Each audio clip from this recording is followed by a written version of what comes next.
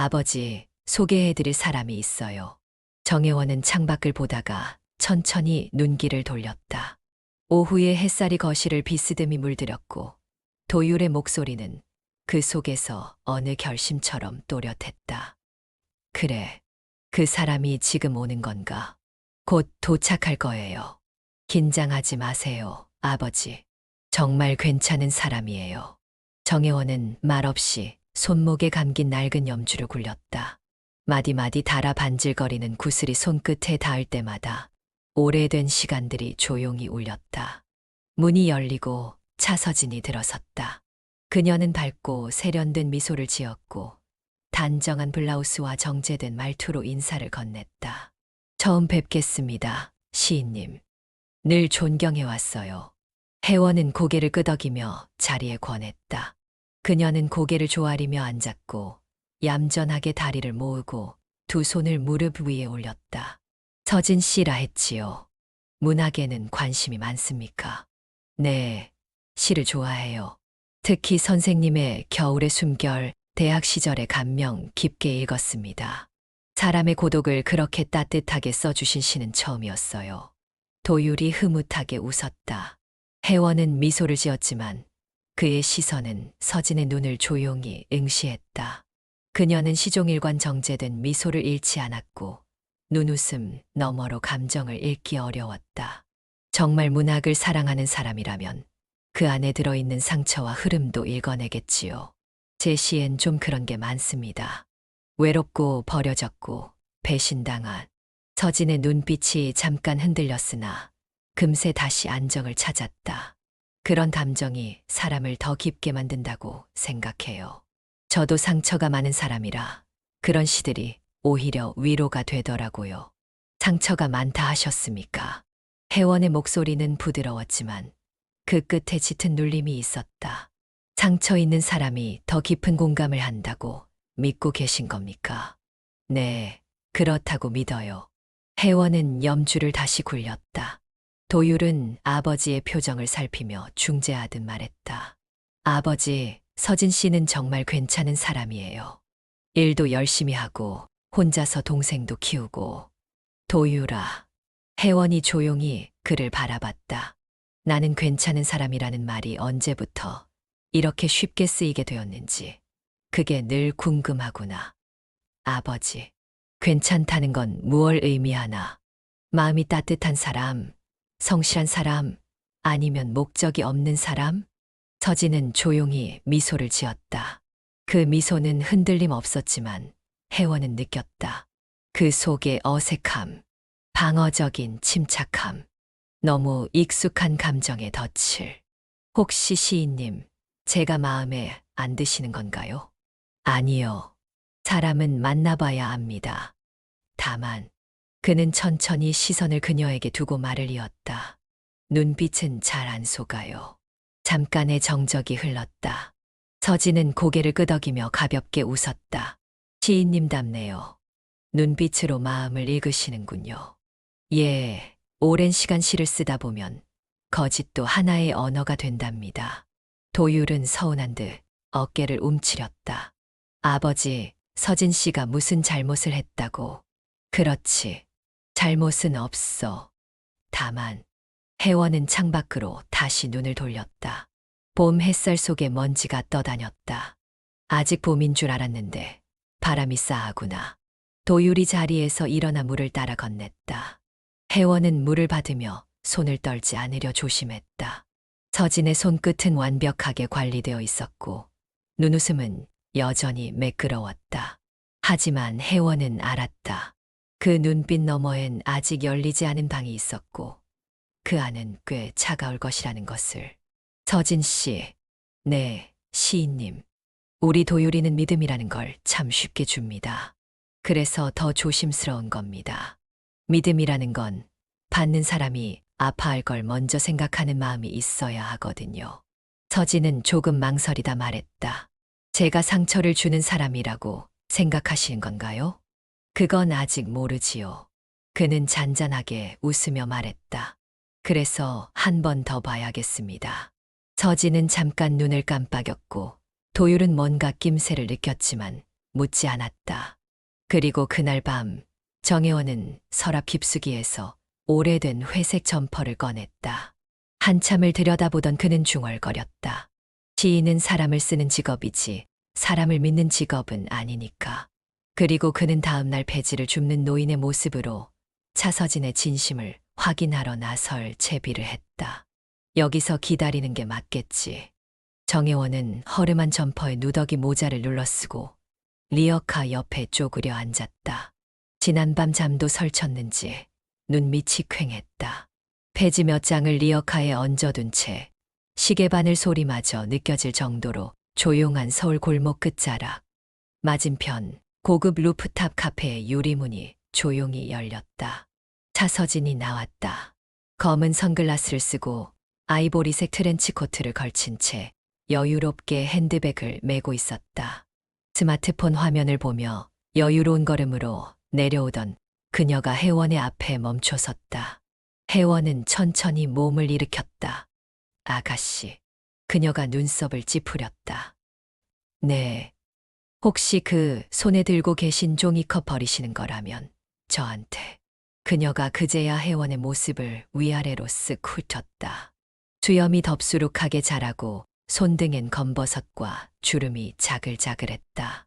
마치 쓰레기를 보는 눈으로 고개를 살짝 젖히더니 그녀는 종이컵을 천천히 들어 보였다. 이거요?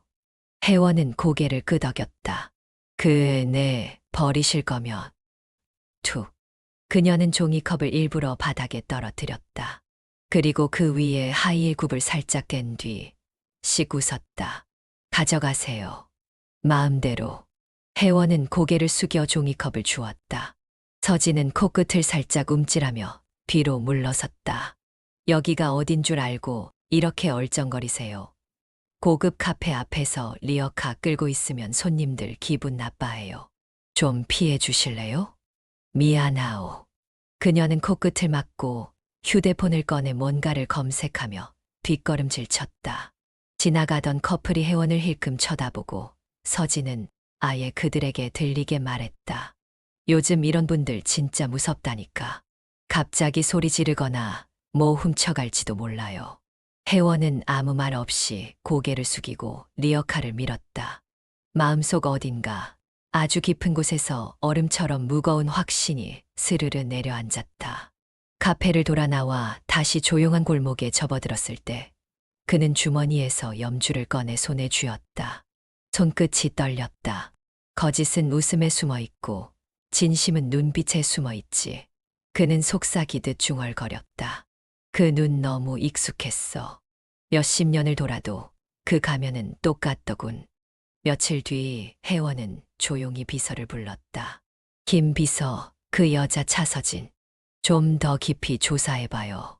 가족관계, 경제상태, 가까운 인간관계. 단 하나라도 어긋나면 전부 보고하시오. 네, 시인님. 비서는 고개를 깊이 숙였다.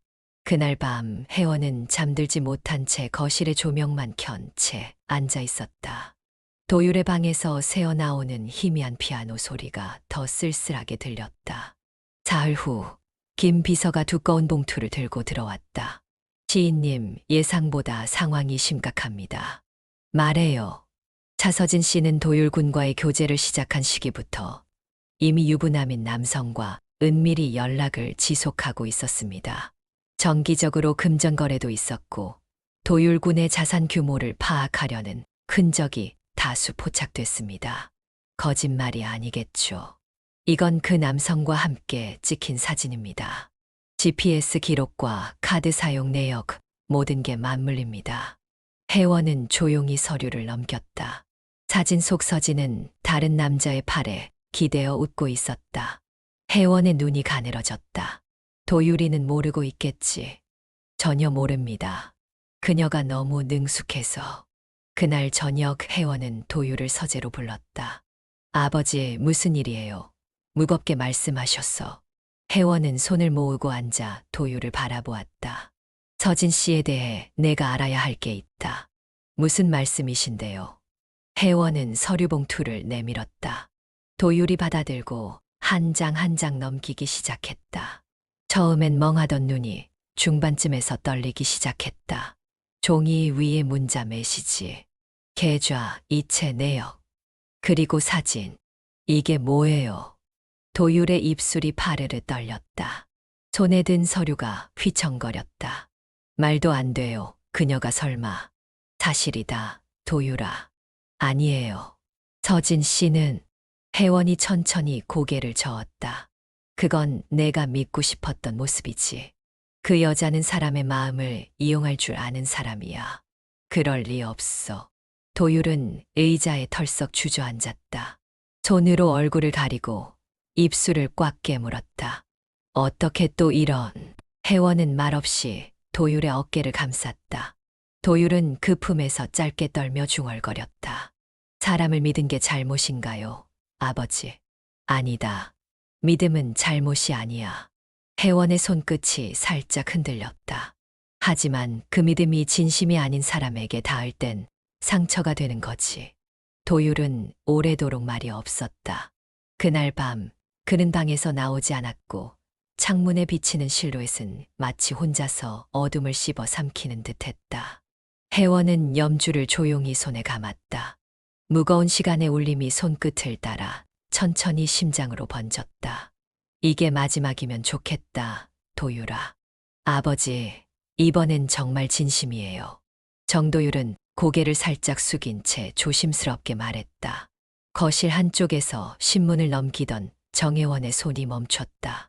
오래도록 페이지를 넘기지 않은 채 그는 천천히 안경을 벗었다. 그래. 도율은 고개를 끄덕였다. 한 번 더 기회를 주신다면 이번엔 아버지께도 꼭 소개해드리고 싶어요. 그 아이 이름은? 서하윤이요. 사회복지사예요. 5살 때 부모님을 여의고 조부모 손에 자랐다고 해요. 지금은 스스로 자립해서 홀로 사시는 어머니를 돌보면서도 쉼터에서 아이들 돌보는 일을 합니다. 사회복지사 쉽지 않은 일이지. 맞아요. 그래서 처음엔 그냥 존경했는데 어느 순간 사랑하게 되더라고요. 혜원은 아들의 눈빛을 바라봤다. 3년 전 서진에게 마음을 내어주고 나서 붕괴되던 그 눈빛과는 전혀 달랐다. 오늘의 도율은 조용히 사랑을 말하고 있었고 그 말 속엔 감정보다 신념에 가까운 확신이 배어 있었다. 한 번 만나보지. 시간 정해서 집으로 데리고 와. 며칠 뒤 정혜원의 서재 앞. 문이 노크되었고 가정부가 조심스럽게 안내했다. 서하윤 씨 오셨습니다. 혜원이 문을 열었을 때 마주선 여인은 화려하진 않았지만 단정했다. 회색 원피스에 검은 니트를 걸친 그녀는 두 손을 가지런히 모아 공손히 인사했다. 안녕하세요, 시인님. 말씀 많이 들었습니다. 혜원은 천천히 고개를 끄덕였다. 어서 와요. 들어오세요. 하윤은 약간 긴장한 듯 했지만 눈빛엔 흔들림이 없었다. 거실에 앉아 마주 앉은 세 사람 사이로 차가 놓이고 조용히 대화가 이어졌다. 사회복지사라고 들었어요. 얼마나 되셨죠? 7년 정도 됐습니다. 졸업하자마자 바로 시작했어요. 쉽지 않았을 텐데요. 네. 하지만 저에겐 그런 선택밖에 없었어요. 돌봐야 할 어머니도 있고 또 어릴 때 받은 도움을 언젠가는 갚고 싶었거든요. 어릴 적 한 번은 추운 겨울날에 어느 동네 아주머니가 저희 가족에게 이불을 주셨던 적이 있어요. 그날 이후 나도 언젠가 누군가에게 그런 따뜻함을 줄 수 있을까 생각하게 됐어요. 도율은 옆에서 조용히 그녀를 바라보다 미소 지었다. 혜원은 그런 둘의 모습을 말없이 지켜봤다. 말은 그럴듯하다 하지만 그날 밤 혜원은 다시 손에 염주를 감았다. 그의 눈은 여전히 차분했지만 가슴 속의 깃든 감각은 그를 가만두지 않았다. 비서, 내일 일정 취소하고 준비해줘요. 오랜만에 변장을 좀 해야겠군. 또 말씀이십니까? 이번엔 평창이야. 그녀가 자주 간다는 작은 식당 앞에서 직접 마주하지. 알겠습니다. 평창은 아직 겨울의 기운이 채 가시지 않은 날씨였다. 바람이 옷깃을 파고들 때 정해오는 검은 니트 모자에 손때 묻은 작업 장갑, 바랜 바람막이 차림으로 작은 식당 앞 골목에서 리어카를 끌며 서 있었다. 온다. 멀리서 한 여인이 걸어왔다. 하윤이었다. 담담한 눈빛, 무거운 종이봉투 하나를 들고 있었다. 전화기를 귀에 대고 있다가 혜원을 지나치려던 순간 그가 조심스레 말을 걸었다. 아가씨 혹시 손에 드신 종이 버리시는 거면.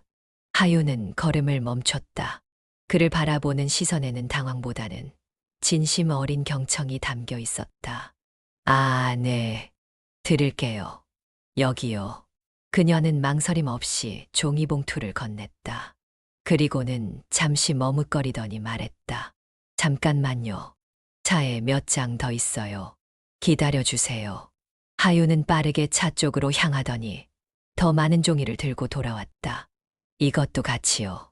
날씨가 추운데 이거 핫팩이에요. 꼭 쓰세요.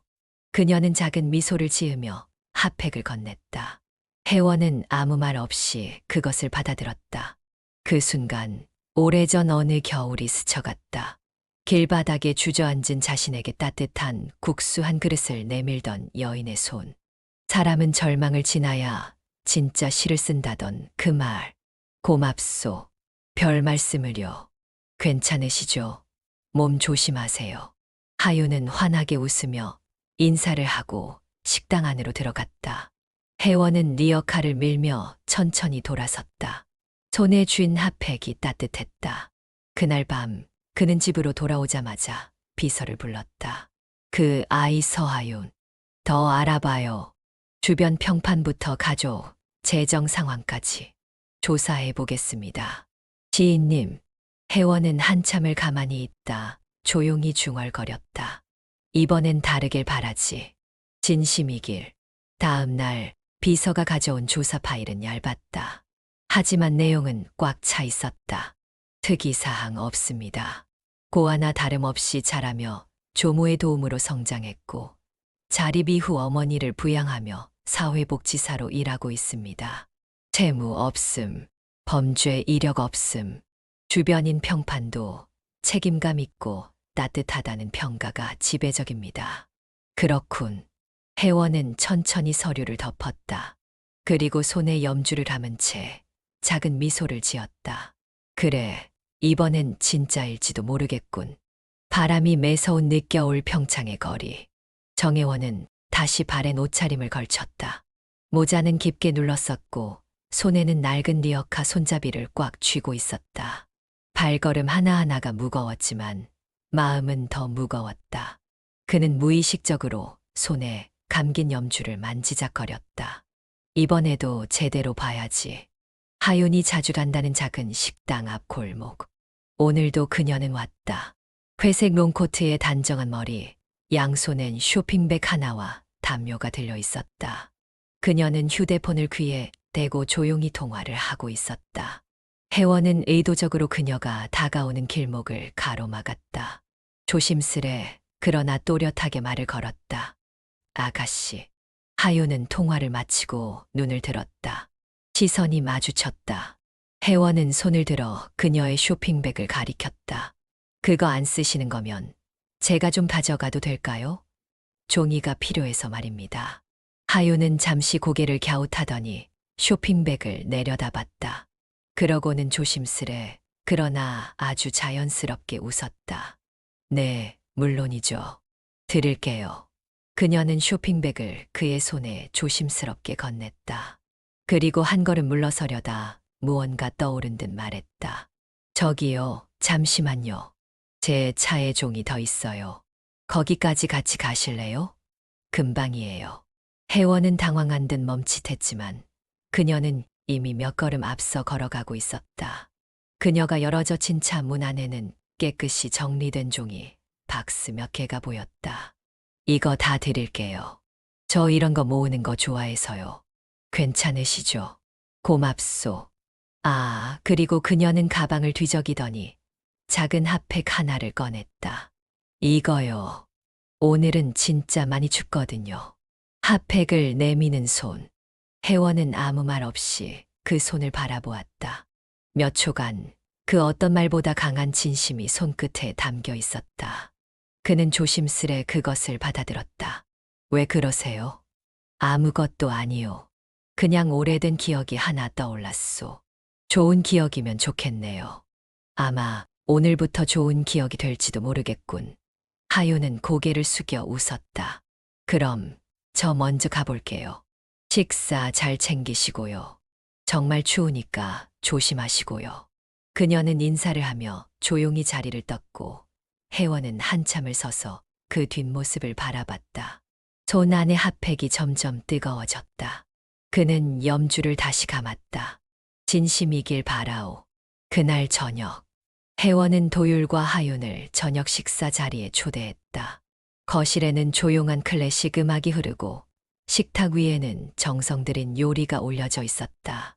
혜원은 고요히 앉아 두 사람을 기다렸다. 어서 오너라. 안녕하세요, 시인님. 하윤은 밝고 단정한 인사로 인사했다.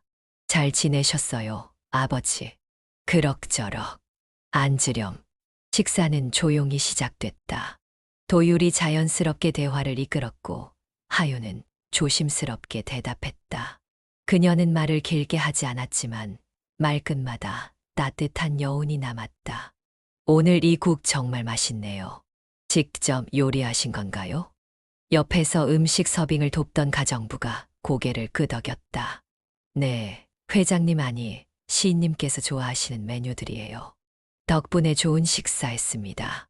감사합니다. 하윤은 정중히 인사를 했다. 가정부는 돌아서며 혜원에게 조용히 눈짓을 했다.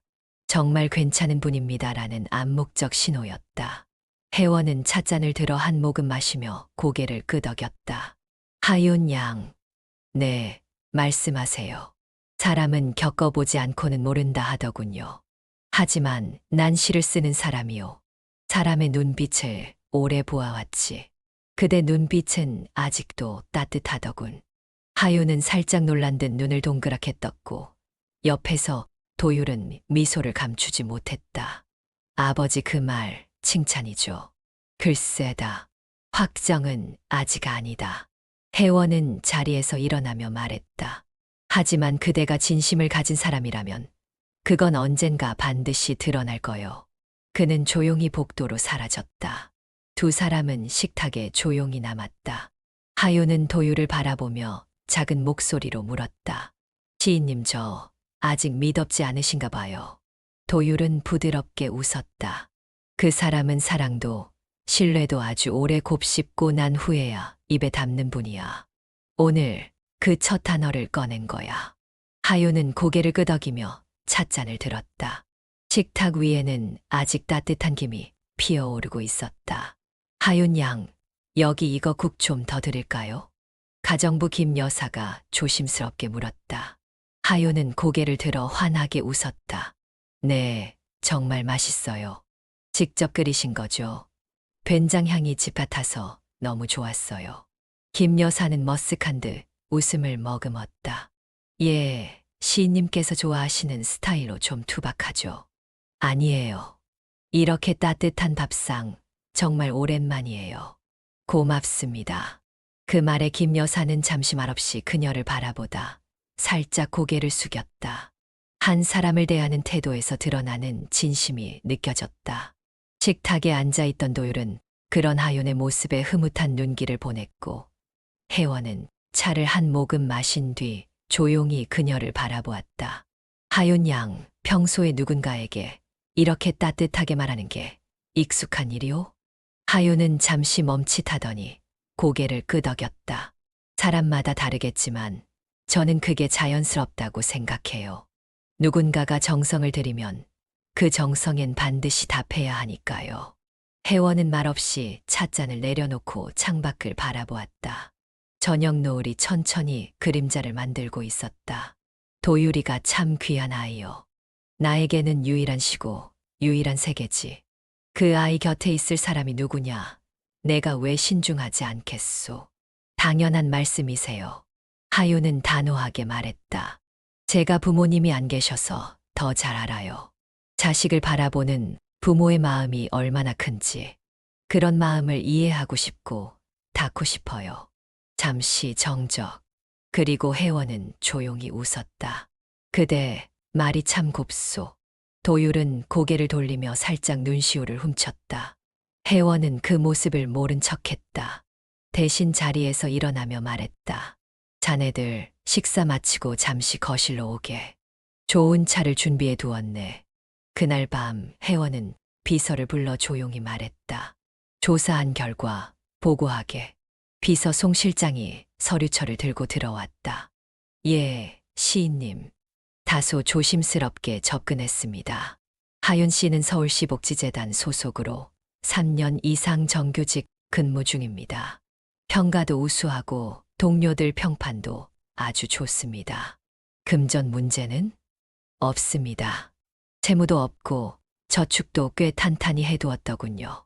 조모스라에서 자라다 혼자 자립했고 매달 일부 소득을 조용히 지역복지관에 기부하고 있습니다. 혜원은 손에 염주를 감으며 조용히 고개를 끄덕였다. 더 알아볼 필요는 없겠군. 예. 회장님 아니 시인님께서 우려하실 부분은 없는 듯합니다. 고맙소. 며칠 후 정혜원은 도율을 서재로 불렀다. 책장 너머 창밖에 봄 기운이 희미하게 스며들던 오후였다. 도율은 조심스럽게 문을 열고 들어섰다. 아버지 부르셨어요? 혜원은 말없이 손짓으로 도율을 앉히고 찻잔을 건넸다. 차향이 조용히 번졌다. 도율아.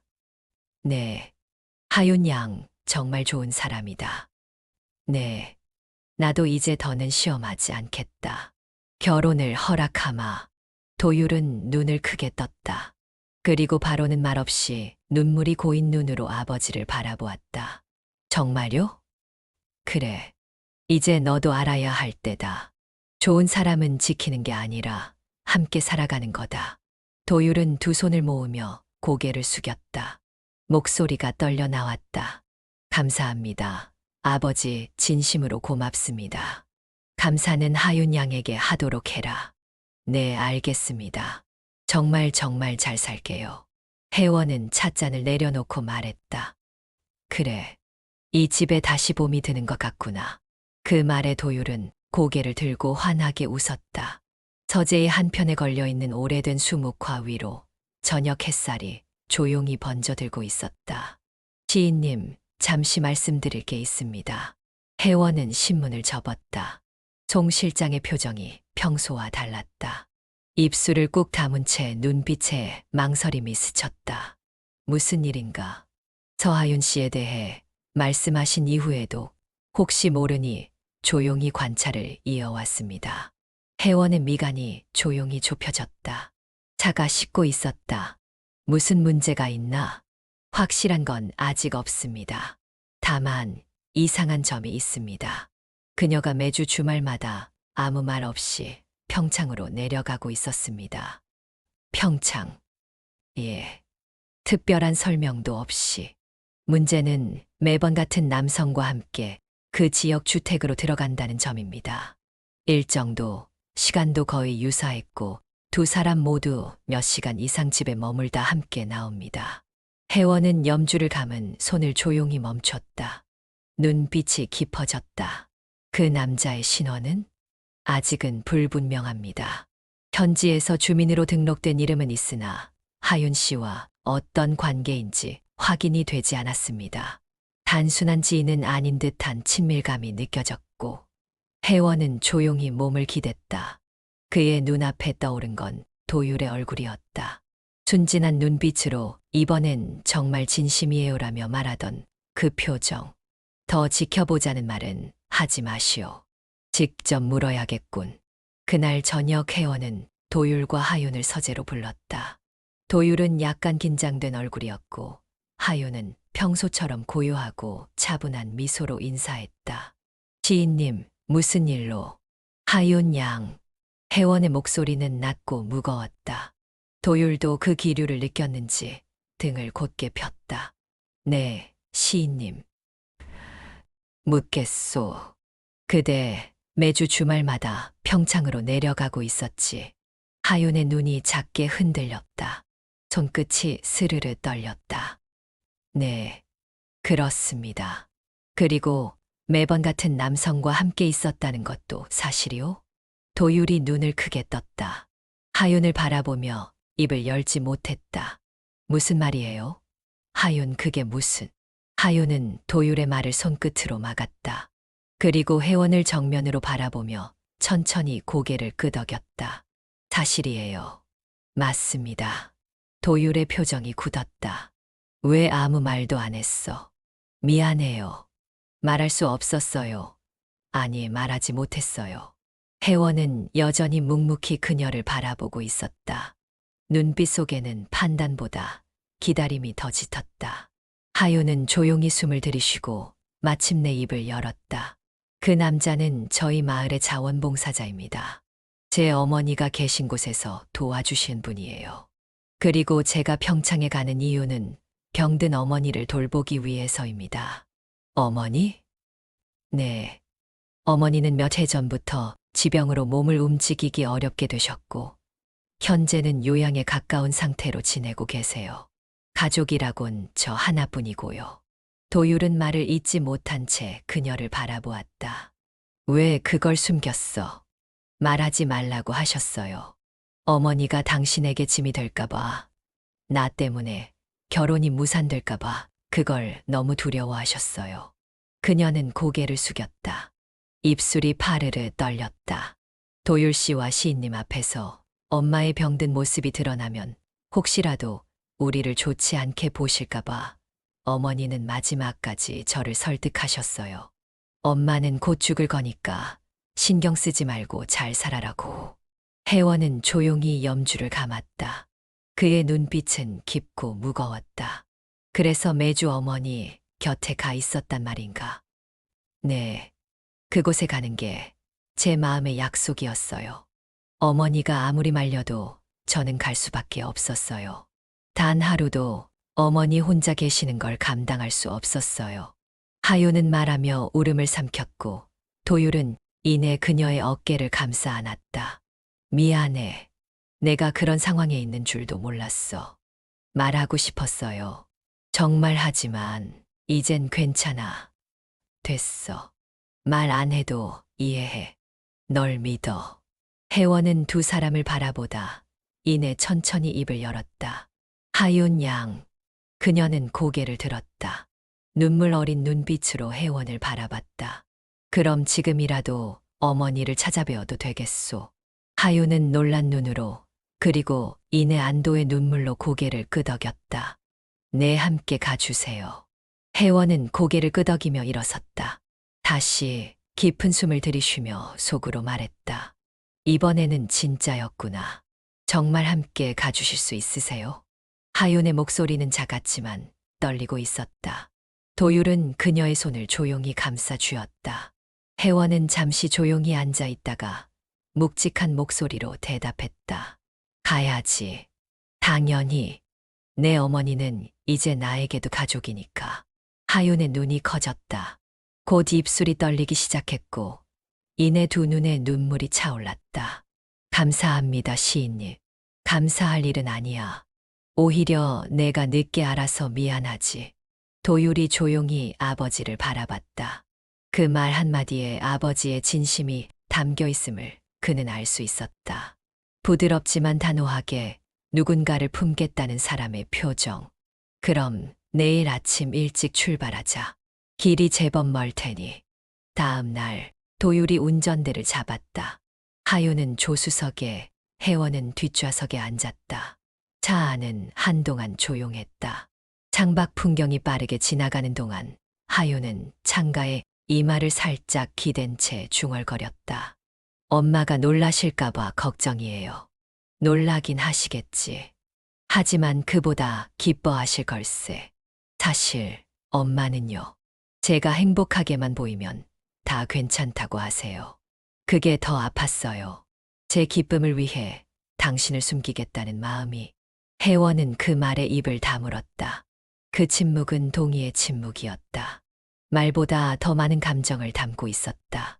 차는 평창의 작은 마을 골목으로 들어섰다. 봄이 막 시작된 들녘에는 하얀 매화가 피어나 있었다.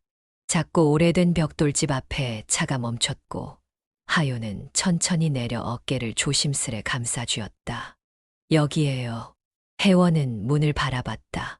시간이 멈춰 있는 듯한 풍경 속에서 그는 아주 오래전 자신이 걸어 나왔던 또 다른 골목을 떠올렸다. 문을 열자 안에서는 고요한 살냄새와 햇빛이 함께 흘러나왔다. 얇은 커튼이 바람에 흔들리고 작은 방 안침대 위에 여인이 누워 있었다.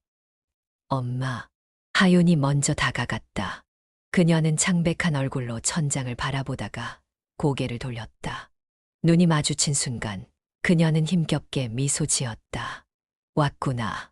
엄마, 인사드려야 할 분이 있어요. 하윤은 조심스럽게 혜원을 향해 고개를 돌렸다. 혜원도 천천히 다가갔다. 그리고 조용히 고개를 숙였다. 윤선희 님이시죠? 처음 뵙겠습니다. 저는 정혜원이라고 합니다. 여인은 혜원의 얼굴을 바라보며 뭔가를 떠올리는 듯 미간을 좁혔다. 정혜원 혹시. 그녀의 눈이 혜원의 손목으로 내려갔다. 낡은 염주, 나무 알알이 손때로 반들반들해진 그것. 그 염주 설마. 혜원은 염주를 조심스레 잡았다.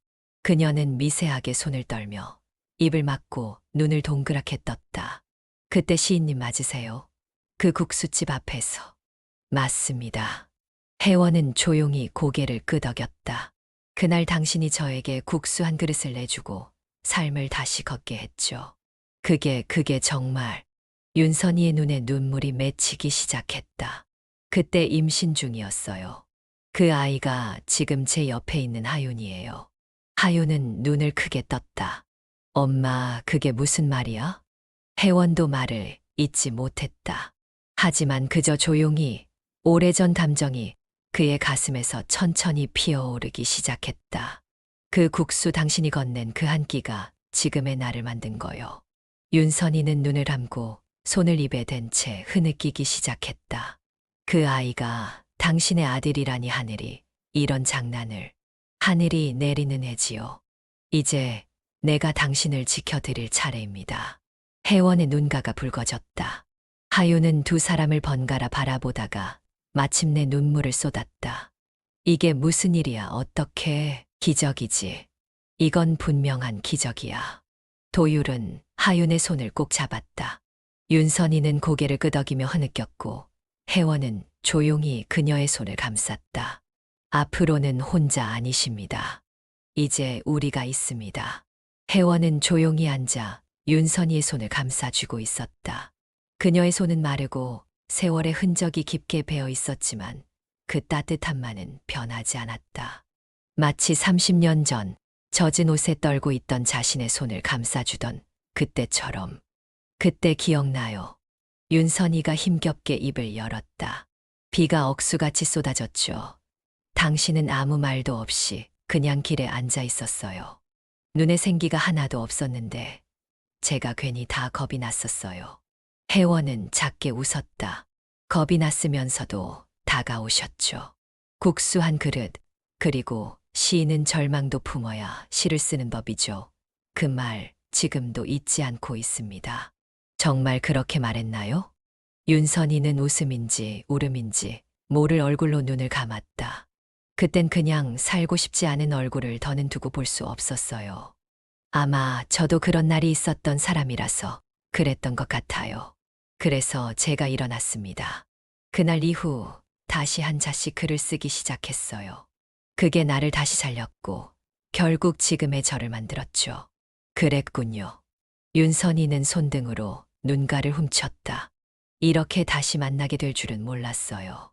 그것도 당신 아들과 제 딸이. 하윤은 도율의 손을 꼭 잡은 채 멍하니 두 사람을 바라보다가 입을 열었다. 그럼 엄마가 그때 도와준 남자가 아버님이셨어요? 그녀의 목소리는 떨리고 있었다. 그래. 혜원이 천천히 고개를 끄덕였다. 그땐 아무것도 없는 정말 맨바닥이었지. 근데 내 엄마가 나한테 그 국수 한 그릇을 건네며 말했어.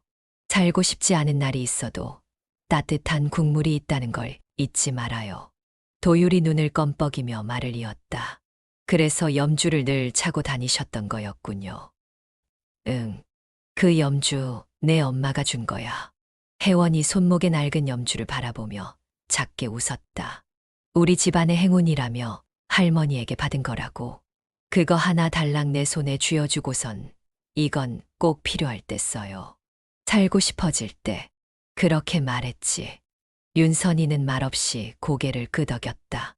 그 염주 난 진짜 그렇게 소중하게 생각했어요. 근데 그게 결국 당신 손에 있더군요. 나중에 TV에서 당신을 봤을 땐 솔직히 말하면 꿈 같았어요. 나도 당신을 다시 만날 줄은 몰랐습니다. 혜원은 윤선이의 손을 꼭 잡았다. 그 국수 한 그릇이 결국 내 인생을 바꿨습니다. 그리고 지금 당신 딸이 내 아들과 인연이 됐어요. 이게 우연일까요? 윤선이는 고개를 저었다. 운명 같죠. 하늘이 만든. 하윤은 조용히 눈물을 훔쳤다. 엄마 왜 그 얘기 나한테 한 번도 안 했어. 말할 수가 없었어. 내가 어떻게 생각할지 그리고 당신도 날 기억 못할 거라고 생각했으니까. 전 기억합니다. 혜원이 단호하게 말했다. 그리고 그 은혜 절대 잊지 않았어요. 지금 이 순간까지도요. 그렇게 말해주셔서 정말 고마워요. 윤선이는 눈을 감았다. 이제야 마음이 좀 놓이네요. 내가 그때 뭔가 잘한 일이 있었던 것 같아서요. 혜원은 고개를 저었다. 잘한 일 하나가 누군가의 삶을 완전히 바꿀 수도 있습니다. 당신이 했던 그 일은 그런 일이었어요. 이런 순간이 정말 오는군요. 윤선이는 눈가를 훔치며 딸을 바라봤다. 하윤아, 너 진심으로 사랑하는 사람 만났구나. 응, 엄마. 정말 좋은 사람이야. 아버님도 정말 좋은 분이시고. 도율은 조용히 고개를 숙이며 윤선이를 향해 말했다. 저 하윤이 행복하게 하겠습니다. 제 삶에 있어서 가장 중요한 사람이에요. 윤선이는 눈물 젖은 눈으로 도율을 바라보며 웃었다. 고마워요, 정말 고마워요. 혜원은 조용히 일어섰다. 이제 당신은 혼자가 아닙니다. 앞으로는 저희가 함께할 겁니다. 그리고 그는 부드럽게 말했다. 하윤 양의 어머니로서도 제 생명의 은인으로서도 당신은 저희 가족입니다. 윤선이는 가슴에 손을 얹은 채 눈을 감고 작게 중얼거렸다. 정말 바람꽃 같네요. 바람꽃이요? 네. 평창엔 눈이 다 녹아도 가장 먼저 피는 꽃이 있어요. 하얗고 작지만 눈밭을 뚫고 나오는 아이. 그게 바람꽃이에요. 그녀는 눈을 떴다. 혜원 씨, 당신도 그때 제 앞에 나타난 바람꽃 같았어요. 혜원은 말없이 그녀를 바라보다가 조용히 미소 지었다. 그렇다면 이제 함께 봄을 피워야겠군요. 회장님, 검사 결과가 나왔습니다. 비서가 조심스럽게 병실로 들어섰다. 혜원은 윤선이의 곁에 앉아 조용히 그녀의 손을 감싸 쥐고 있었다. 말해보게. 결과가 어떤가? 혜원의 눈빛은 흔들리고 있었다. 자신도 모르게 손에 힘이 들어갔다. 비서는 머뭇거리며 말했다. 상태는 매우 위중합니다. 지금처럼 치료하지 않으면 시간이 그리 많지 않을 수도 있습니다. 혜원은 천천히 숨을 들이마셨다. 그러고는 천천히 일어나 비서에게 말했다. 지금 당장 연락해. 국내에서 최고라 불리는 내과, 종양, 재활 전문의 전부. 비용은 상관없네. 조건도 시간도 당장 여기에 데려오게. 회장님. 비서는 잠시 망설이다 고개를 끄덕였다. 예, 바로 준비하겠습니다. 선희는 희미하게 눈을 떴다. 그렇게까지 안 해도 돼요. 저 다 알고 있었어요. 오래 가진 못할 거라는 거. 안 됩니다. 혜원이 선희의 손을 꼭 쥐었다. 당신이 나에게 한 국수 한 그릇. 그건 제게 생명이었습니다. 그 생명을 돌려받은 이상 당신에게 내가 해줄 수 있는 건 끝까지 최선을 다하는 일입니다. 선희는 잠시 침묵하다 부드럽게 미소 지었다. 그때 그 엉망이던 청년이 이렇게 말하니까 이상하게 눈물이 나네요. 혜원도 작게 웃었다. 그 청년 지금도 엉망일 때가 많습니다. 특히 이렇게 누가 아프고 곁에 있다는 걸 보면 마음이 무너집니다. 선희의 입술이 떨렸다. 제가 드렸던 그 국수 기억해 주셔서 고마워요. 기억 못할 수가 있겠습니까? 혜원은 목소리를 낮추었다. 뜨거운 국물에 눈물이 섞여 있었어요. 말없이 울면서 먹었죠. 그게 제 인생에서 처음이자 마지막으로 누군가 진심으로 내게 건넨 한 끼였어요. 선희는 조용히 눈을 감았다. 당신 너무 많이 변했어요. 좋게 따뜻하게 그러면서도 단단하게. 그게 다 당신 덕분입니다. 저 혼자였으면 아마 그날로 생을 끝냈겠죠. 혜원은 자리에서 조용히 일어나 커튼을 열었다. 창문 너머로 봄 햇살이 들이쳤다. 선희의 얼굴 위로 부드럽게 내려앉았다. 이 빛 참 좋네요. 선희가 말했다. 살아있다는 게 느껴져요. 그 살아있다는 걸 더 오래 느끼셔야 합니다. 혜원은 다정하게 그녀를 바라보며 말했다. 지금은 은인이지만 앞으로는 가족으로 함께하고 싶습니다. 선희는 눈을 떴다. 눈가에 눈물이 맺혔다. 그때 당신에게 국수를 내밀었던 건 그냥 그날, 그 순간 제 마음이 움직였기 때문이었어요. 제가 도움을 받은 적이 있었거든요. 그래서 나도 누군가한테 그렇게 하고 싶었어요. 혜원은 고개를 끄덕이며 말했다. 그리고 저는 그 작은 마음 하나에 다시 태어났습니다. 인생을 통째로 되돌려 받았어요. 그러니 이번엔 제가 당신을 다시 살릴 차례입니다. 그게 이렇게 되돌아온다는 게 참 기적 같네요. 선희의 눈에서 눈물이 흘렀다. 그땐 국수 한 그릇이었는데 지금은 온 마음을 다해 저를 살리려고 하다니. 지금의 나, 그때의 당신 없이는 존재하지 않습니다. 이게 나 혼자 만들어낸 삶이 아니라는 걸 저는 알고 있습니다. 혜원은 선희의 손을 다시 꼭 쥐었다.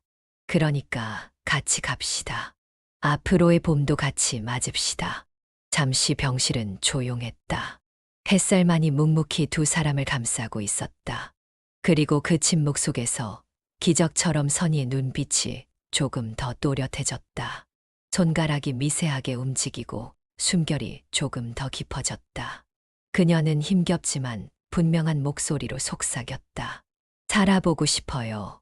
이번엔 제 딸의 결혼식을 꼭 보고 싶어요. 혜원은 고개를 끄덕이며 천천히 말하였다. 그럼 살아야죠. 그날 우리 같이 식장에 들어섭시다. 국화꽃이 흐드러지는 그 봄날에 하늘이 너무 맑다. 정혜원은 결혼식장 입구에 서서 하늘을 올려다보았다. 파란색이 투명하게 눈에 밟힐 정도로 맑았다. 바람은 봄꽃을 살짝 흔들며 향기를 날렸고 꽃잎 몇 개가 조용히 날려 그의 어깨 위에 앉았다. 회장님, 다들 도착하셨습니다. 비서의 목소리가 뒤에서 들려왔다. 혜원은 고개를 끄덕이며 천천히 안으로 걸음을 옮겼다. 하객들이 조용히 웅성거렸다. 신랑과 신부가 입장하기 전 화사한 웨딩홀은 마치 한 편의 시처럼 고요하면서도 기대에 가득 차 있었다. 그리고 그 순간 병실에서 막 회복한 듯했던 윤선이가 단정한 하늘색 한복 차림으로 입장문 앞에 섰다. 가녀린 몸이었지만 얼굴엔 생기가 돌았고 눈빛은 단단했다. 그녀가 한 걸음씩 내딛자 주변의 사람들이 모두 놀라움과 감탄이 섞인 눈빛으로 그녀를 바라보았다. 혜원은 그 앞을 막아섰다. 정말 오셨군요. 그의 목소리는 떨렸다. 이렇게 아름답게. 선희는 작게 웃었다. 그 약속 지켜야 하잖아요. 국화꽃 흐드러지는 봄날에 식장 함께 걷자고 하셨으니까. 혜원은 고개를 끄덕이며 손을 내밀었다. 그녀가 그의 손을 잡자 혜원은 아주 조심스러운 목소리로 말했다. 이제는 사부인이십니다. 그 순간 선희의 눈가에 고이 머물던 눈물이 뚝 떨어졌다. 정말 사부인이라니 어쩌다 우리가 이렇게까지 왔을까요? 혜원도 웃었다. 운명은 그렇게 우리를 이끌었죠. 우연처럼 다가와 필연이 되어버린. 그들이 함께 입장하자 앞쪽에서 정도율이 돌아보았다. 그는 어머니를 본 순간 눈을 동그랗게 떴고 곧 눈에 눈물이 고였다. 어머니, 하윤 역시 깜짝 놀랐다. 엄마, 어떻게? 선희는 손을 뻗어 하윤의 손을 살며시 잡았다. 너의 가장 특별한 날이잖아. 엄마가 함께하지 않으면 안 되지. 어떻게 이렇게 괜찮아지신 거예요? 하윤은 목소리가 떨렸다. 선희는 혜원을 바라보며 말했다. 이분 덕분이지. 이분이 나를 살렸어. 한때 내가 국수 한 그릇으로 구했던 분이 이젠 내 생명을 되돌려줬어. 도율은 그 말을 듣고 혜원 쪽을 바라보았다. 혜원은 천천히 걸어와 도율의 어깨를 가만히 두드렸다. 잘한 선택이었다. 자랑스럽구나. 하윤이 조용히 고개를 숙이며 말했다. 아버님, 감사합니다. 정말 감사합니다. 식이 시작되었다. 하객들은 모두 숨을 죽인 듯 조용히 두 사람을 바라보았다. 도율과 하윤이 서로를 바라보며 한 걸음 한 걸음 걸어갈 때 혜원은 잠시 눈을 감았다. 그에게 이 장면은 단지 결혼식이 아니었다. 은혜가 돌아온 날이었고 믿음이 회복된 날이었으며 사람이 사람을 구한 이야기의 마지막 장이었다. 식장 한쪽에 서서 손을 모은 선희가 말했다. 당신이 그때 말했죠. 지인은 절망도 품어야 한다고. 이제 보니 절망 끝엔 꼭 봄이 오는군요. 혜원은 그 말에 웃으며 고개를 끄덕였다. 그리고 그 봄은 사람의 손을 타고 오더군요. 따뜻한 손, 아주 오래전 국수를 건네던 그 손처럼. 도율과 하윤은 서약을 마치고 서로의 손을 맞잡았다. 두 사람의 손은 꼭 쥐어져 있었고 그 안에 맺어진 눈물이 햇살에 반짝이고 있었다. 혜원은 작게 속삭였다. 이제 우리는 진짜 가족이 되었네. 선희는 웃으며 고개를 끄덕였다. 그래요. 한 송이 꽃이 핀 게 아니에요. 우리 모두가 하나의 꽃이에요. 이 봄날에 바람이 살며시 불었다. 국화꽃 한 잎이 혜원의 어깨 위에 살짝 내려앉았다. 그리고 그 꽃잎은 누구보다 따뜻한 봄의 증인이 되어 주었다. 사람의 마음은 때로 단 한마디, 단 한 그릇의 따뜻한 국수에서 살아날 수 있다는 것. 오늘의 이야기를 통해 우리는 그 작지만 위대한 손길이 어떻게 한 사람의 인생을 되살리고 세월을 돌아 다시 운명이 되어 되돌아오는지를 함께 지켜봤습니다. 진심은 언젠가 반드시 닿습니다. 그것은 시간이 아무리 흐르고 세상이 아무리 차가워도 꺼지지 않는 등불처럼 누군가의 가슴을 밝혀줍니다. 때로는 삶이 무너진 그 자리에, 때로는 축복의 순간 앞에서 그 따뜻한 진심은 언제나 우리를 다시 일으켜 세웁니다. 정혜원 시인의 말처럼 시인은 절망도 품어야 한다고 했지요. 이 이야기는 단지 결혼식으로 끝나는 사랑 이야기가 아닙니다. 상처 위에 다시 피어나는 용서의 서사, 배품이 만들어낸 기적, 그리고 무엇보다 선한 마음은 반드시 돌아온다는 깊은 믿음의 서사입니다. 여러분도 오늘의 이야기를 통해 한 줄기 따뜻한 위로를 얻으셨기를 바랍니다. 혹시 지금 누군가에게 작은 따뜻함을 건넬 수 있다면 그것이 언젠가 놀라운 인연으로 되돌아올지도 모릅니다. 인생은 그렇게 아름다운 순환으로 이어지니까요. 이 이야기가 마음에 닿았다면 구독과 좋아요, 그리고 알람 설정으로 따뜻한 응원을 보내주세요. 여러분의 작은 클릭 하나가 다음 이야기를 이어가는 힘이 됩니다. 그리고 언제나처럼 당신의 하루가 오늘보다 더 따뜻하길 진심으로 바랍니다. 감사합니다. 우리 다음 이야기에서 또 만나요.